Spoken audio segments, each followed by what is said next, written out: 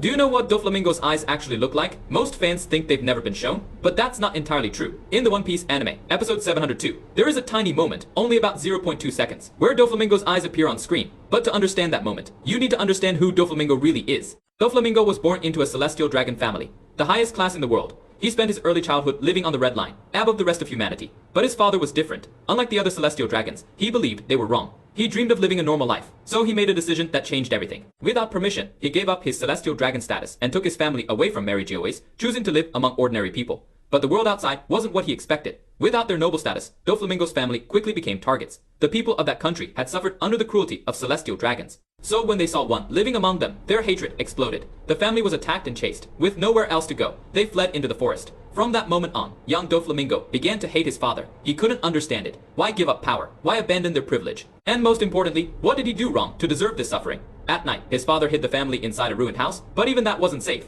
The angry villagers eventually found them. Seeing the cruelty of the world, Doflamingo's father finally broke he called Mary Geoise and begged the celestial dragons to take his family back. But they refused. From that point on, Doflamingo's life became pure survival. During the day, he searched through garbage just to find food. He was bullied and beaten by local thugs. But every time he returned home, he forced himself to smile, because he didn't want his mother to worry. But tragedy struck again. His mother eventually died from illness, not long after. The remaining family members were captured by furious villagers. They were tied up and hung from a wall. One by one, people came forward to tell their stories of how celestial dragons had destroyed their lives at that moment. Something inside Doflamingo finally snapped. He blamed everything on his father's foolish decision, and right then, his conqueror's haki awakened. The villagers collapsed instantly. Soon after, he was discovered by Trable. Trable saw potential in the boy. He gave Doflamingo a gun and a devil fruit. At just 10 years old, Doflamingo did the unthinkable. Ignoring his younger brother's pleas, he shot his own father.